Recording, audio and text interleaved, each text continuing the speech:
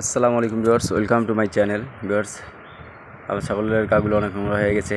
4 দিন আগে গোসল করে দিয়েছি, তারপর আবার দেখেন গাগুলো নোংরা হয়ে গেছে, যেহেতু সাদা কালারের জন্য নোংরা হয়ে গেছে। তো আজকে এদেরকে আমি গোসল করাই দেবো।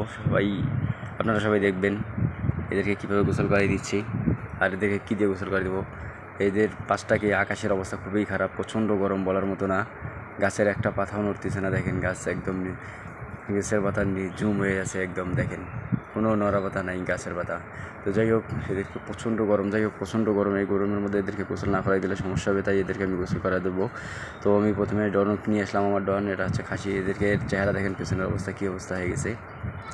তো যাই হোক, গোসল করে দিলাম। গোসল করার আগে এরকম মোটর পানি ছাড়িয়ে দিলে, আপনাদের যদি মোটর থেকে মোটরের পানি ছাড়িয়ে দিয়ে এইভাবে গোসল করে দেবেন। তো গোসল করার জন্য এদের আমি নিয়ে এসেছি রিভাইভ শ্যাম্পু একটু কেটে নিলাম। কেটে নেওয়ার পর একটু পোয়াল নিয়েছি, পোয়াল দিয়ে ভালোভাবে গাগুলো ঘষা যায়। তো আপনারা দেখবেন, পোয়াল নিয়ে জালের চেয়ে গরু ছাগলের গোসল করাই দিতে গেলে পলের কাজগুলোই সবচেয়ে ভালো হয়। তো যাই হোক, আমি পল দিয়ে এদেরকে দিলাম, একদম পরিষ্কার হয়ে যাবে দেখবেন। তো সবচেয়ে গরমে হচ্ছে, আপনারা পারলে প্রতি 2-3 দিন পর পরই গোসল করাবেন। 2-3 দিন পর পরই গোসল করানোটা ভালো হবে, যেহেতু এখন প্রচণ্ড গরম যাচ্ছে আমাদের রংপুরে। তো এদেরকে এরকম 3-4 দিন পর পরই গোসল করা, সপ্তাহে 2 দিন গোসল করাটাই বেটার হবে আমার মনে হয়। তো আমি একে ভালো করে একদম গোসল করাই দিলাম। দেখেন এর অবস্থা কী ছিল আর কী হচ্ছে আস্তে আস্তে। তো এর গোসল করানো শেষের দিকে। তো এখন একে আমি খুলে দিব। একে আগে ভালোভাবে পানি নিয়ে দিলাম, তারপর একে খুলে দিলাম। একে খুলে দেওয়ার পর এর মাকে নিয়ে আসলাম আমি। এর মার সঙ্গে আবার আমার বাচ্চা চলে এসেছে। এর বাচ্চা পানি দেখে দুধ দিছে। তো যাই হোক, এর মাকেও আমি ভালোভাবে গোসল করাই দিলাম। আর যেহেতু প্রচণ্ড গরম, সেহেতু ভালোভাবে গোসল করাই দিতে হবে। আর একটা কথা হচ্ছে, গোসল করার সময় অবশ্যই পায়ের মধ্যে ভালোভাবে পানি ঢেলতে হবে। পায়ের মধ্যে যে কোনো নোংরা থাকে ওগুলো পরিষ্কার হয়ে যাবে। আর নোংরা থাকলেই কিন্তু পায়ের ওইখানে ঘা হবে, ঘা থেকে কিন্তু মারাত্মক ধরনের রোগ আসতে পারে আপনাদের ছাগলের। তো যাই হোক, এই দিকটা কেয়ার করবেন। আর ভালোভাবে ভালোভাবে ধোয়াই দিবেন। ভালোভাবে ধোয়াই দেওয়ার পর ভালোভাবে গাগুলো ঘষে দিবেন, উপর নিচ ভালোভাবে। ছাগলের ওলান টোলান সব কিছুই ভালোভাবে, মুখটুক ভালোভাবে ঘষে দিবেন, দিয়ে ভালোভাবে পরিষ্কার করে দিয়ে দেবেন।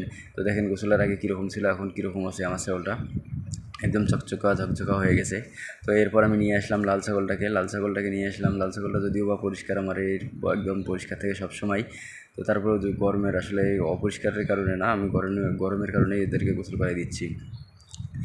তো এদেরকে সবাইকে আমি একটা করে রিভাইভ শ্যাম্পু নিয়েছি। সবাইকে একটা করে রিভাইভ শ্যাম্পু দিয়ে আমি সবাইকে একটা করে গোসল, সব ছাগলকেই একটা করে আর কি শ্যাম্পু পুরাটাই দিয়ে দিছি, দিয়ে একদম ভালোভাবে ফ্রেশ করে গোসল করাই দিছি। তো এরা গোসলের পর প্রচণ্ড একটা শান্তি, আরামদায়ক, যখন গোসল করছি, শুধু ঘষার কারণে নড়ানড়ি করতেছিল। বাকি যখন পানি দিয়েছিলাম একদম সুন্দরভাবে দাঁড়াইছিল, পানিগুলো অনেক মজা হয়েছিল। তো যাই হোক, এই বাচ্চাটা সময় আমি এসে খুব কষ্ট হয়েছি, খুব কষ্ট বলতে এর গলায় দড়ি ছিল না, এ খুব লাফালাফি করছে, আরেকজনে দিয়ে ধরাইছি, ধরে তারপরে ভালোভাবে পরিষ্কার করে দিচ্ছি। তো এরাও পরিষ্কার ছিল। তারপর এরা গরমের কারণেই, তো একটাই কথা হচ্ছে, প্রচণ্ড গরম যাচ্ছে, এদেরকে গোসল করাই না দিলে কিন্তু এদের সমস্যা হবে, রোগবালাই সৃষ্টি হয়ে যাবে। দেখা গেলো জ্বর আসতে পারে, বা বিভিন্ন প্রকার ছাগল দেখবেন হাঁপায়, এরকম কিছু আসে। তো এই হাঁপাহাঁপি যেন না হয়, এই জন্য এদেরকে গোসল করাই দেওয়া। আরেকটা কথা হচ্ছে যে, এদেরকে গোসল তো করাবেনই, আপনারা সঙ্গে এদেরকে পানিও খাওয়াবেন। তো এদের গোসল করানো শেষ। দেখেন আমার নিজের অবস্থাই খারাপ হয়ে গেছে, ওদেরকে গোসল করাই দেখি তো আমি ঘেমে টেকটেকা হয়ে গেছি, কারণ একদম প্রচণ্ড গরম, বলার মতো না। তো এদের গোসল করা শেষ করে আমি নিজেই ফ্রেশ হয়ে গেলাম। তো সবাই ভালো থাকবেন। আসসালামু আলাইকুম রহমতুল্লাহ।